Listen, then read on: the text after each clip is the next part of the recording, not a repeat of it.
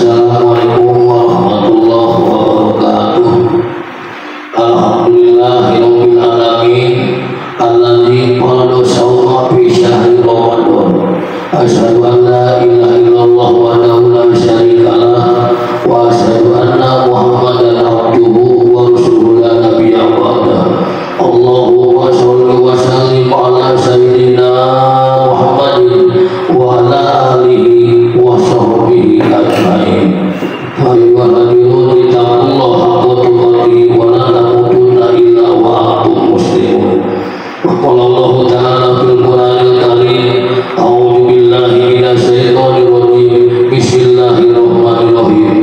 Ya ayyuhalladzina amanu kutiba alaikumus syiyam kama kutiba alal ladzina min qablikum la'allakum tattaqun. Shadaqallahul azim. Puji dan syukur yang kita panjatkan kepada Allah dengan anugerah karunia Allah Subhanahu wa taala.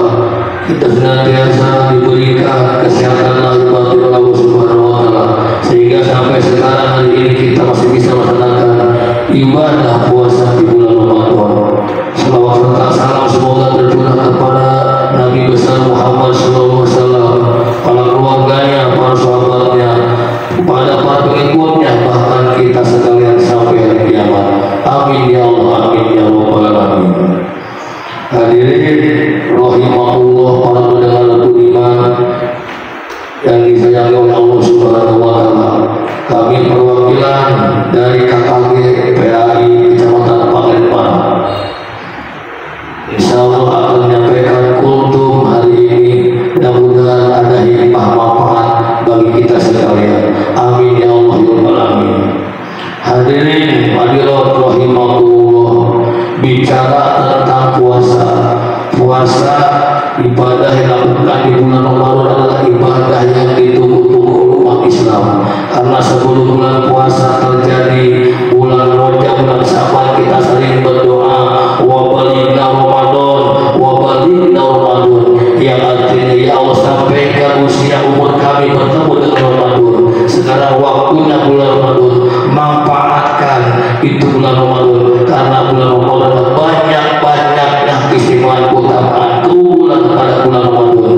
Contohnya hasanatun muntabi'atun, segala kebaikan itu kumpul pada bulan Ramadan. Sawabun mudha'afun, semua pahala akan dilipat gandakan pada bulan Ramadan. Dzunubun maghfurun, semua dosa akan diampuni pada bulan Ramadan. Bahkan da'watul mustajabun, niscaya bakal dijawab segala macam doa. Bahkan orang yang melangkah kakinya untuk mencari ilmu, untuk mengaji di tempat majlis, mushola, dimanapun berada, ketika melangkah kakinya untuk mencari ilmu, dilakukan pada bulan Ramadan, keistimewaan keunggulannya dihitung itu langkahnya ibadah 1 tahun. Saking mulia istimewanya itu keunggulan pada bulan Ramadan.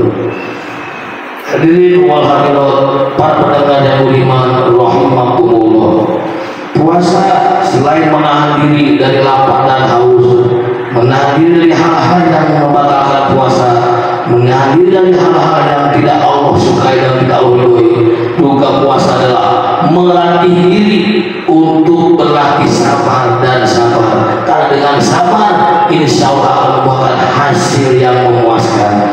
Bisa diambil melalui puasa, bisa diambil dari kisah Islami yang menjadi inspirasi buat kaum muslimin dan muslimat, buat inspirasi, mendorong, motivasi buat kita sekalian. Nabi Ayub, orang yang kaya raya, hartanya berlimpah, anak keturunannya pun banyak, bahkan binatang ternaknya pun banyak. Tapi Nabi Ayub walaupun orang kaya, hartanya berlimpah, anaknya banyak, binatang ternaknya banyak, tapi Nabi Ayub tetap rajin beribadah kepada Allah. Akhirnya Allah melihat akibat kerajinan, ketaatan Nabi Ayub alaihissalam kepada Allah Subhanahu wa taala. Allah memuji keimanan Nabi Ayub. Nabi Ayub memuji, yaitu binatang ternaknya habis pada mati, putra putrinya habis pada meninggal dunia, harta bandanya habis terbakar, sehingga Nabi Ayub tidak punya apa-apa. walaupun dia diuji, hartanya habis terbakar, anak-anaknya pada meninggal dunia, binatang ternaknya pada mati, tapi Nabi tetap bersabar menjalankan ibadah kepada Allah. Allah sampai bilang kaget kamu kepada kerajinan ketaatan Nabi kepada Allah Subhanahu wa taala. Diuji lagi bertubi-tubi, diuji lagi bertubi-tubi Nabi diberi penyakit oleh Allah Subhanahu wa taala. Penyakit gatal-gatal, penyakit kusta, penyakit buruk yang menimbulkan bau. Akhirnya akibat penyakit terus menerus pada kulit dan badannya, sehingga bau kulitnya dari penyakitnya, sehingga diusir oleh kampung tersebut, dari tempat kampung tersebut. Takut penyakit Nabi Ayub menular. Nabi Ayub pun akhirnya singgah dari kampungnya karena diusir oleh masyarakat. Tapi Nabi Ayub tetap rajin beribadah kepada Allah walaupun badan dan keadaan berpenyakit, sakit, gatal, bulu, kusta, bau dengan penuh dengan nanah badannya. Tapi Nabi Ayub ketika dilatih kesabarannya, diuji betul-betul, tetap menjalankan kesabaran ibadah kepada Allah Subhanahu wa taala, sehingga Ayub ditambah lagi diuji, semakin tinggi imannya, semakin tinggi pula ujiannya. Ketika lagi sakit-sakitnya, badannya sakit, Nabi Ayub ditinggalkan sama istrinya Siti Rohmah, karena Siti Rohmah sudah lama melayani Nabi Ayub dalam keadaan sakit parah. Akhirnya ditinggalkan oleh istri Nabi Ayub. Akhirnya Nabi Ayub tinggal sendirian di hutan belantara dalam keadaan berpenyakit dan sakit yang parah. Siti Rohmah pergi dengan perjanjian, wahai istriku Siti Rohmah, andaikan penyakitku sembuh, nanti kamu kembali kepadaku, niscaya kamu akan aku pukul 100 kali. Akhirnya Siti Rohmah pergi meninggalkan Nabi Ayub dalam keadaan sakit, diuji oleh penyakit, diuji tidak akan istrinya, tetap sabar menjalankan taat ibadah kepada Allah Subhanahu wa taala, sampai ketika Nabi Ayub diuji sakit lebih parah lagi, sampai nanahnya bau itu belatung-belatung cacing masuk ke badannya, memakan nanah-nanah yang bau di badannya, sehingga Nabi Ayub walaupun dalam sakit tetap bisa berbuat sedekah kepada binatang-binatang belatung yang nempel di badannya yang lagi makan nanah yang bau.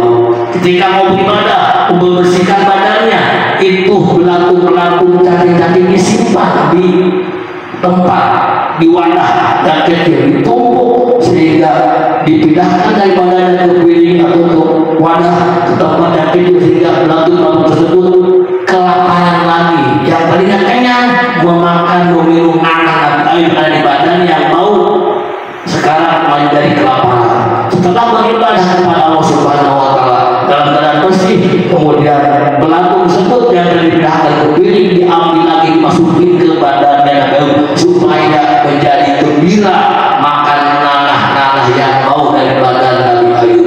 Itulah kesabaran Ayub.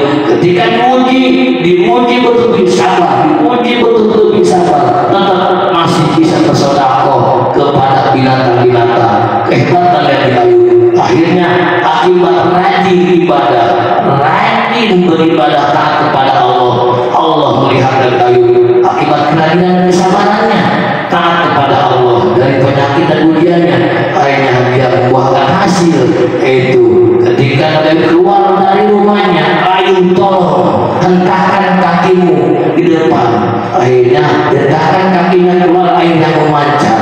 Keluar air memancar, mandilah kau dengan air yang memancar dari bumi. Kemudian Ayub mandi dengan air memancar.